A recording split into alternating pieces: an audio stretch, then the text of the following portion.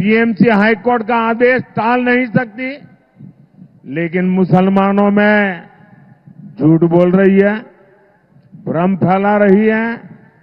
आप कल्पना करिए, तुष्टीकरण के लिए ये लोग किस सीमा तक जाने को तैयार है।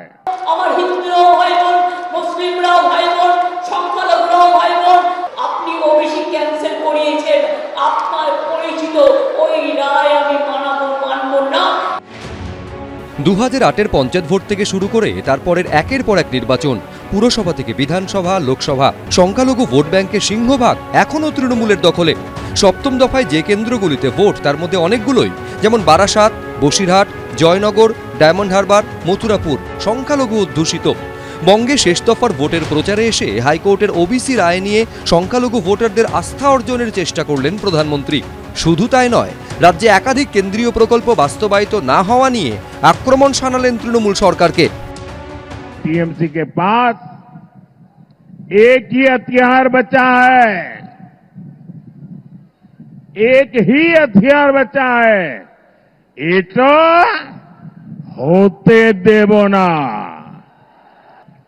विकास के जो काम मोदी करता है, टीएमसी कहती है एटा होते देवो ना।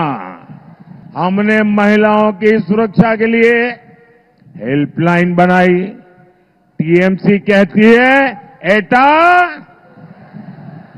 एटा होते देवो ना। हम देश की हर महिला को उज्ज्वला सिलेंडर दे रहे हैं।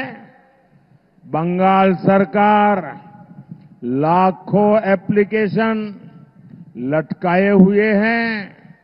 टीएमसी का कहना है एटा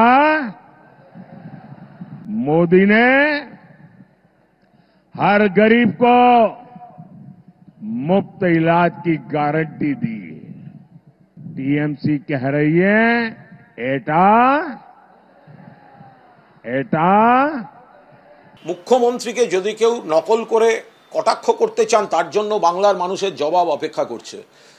প্রধানমন্ত্রী কি ভুলে গেলেন 2021 সালে ও দিদি মুখ্যমন্ত্রীকে কটাক্ষ করতে গেছিলেন, কি জবাবটা বাংলার মানুষ, বাংলার মা বোনেরা দিয়েছিলেন?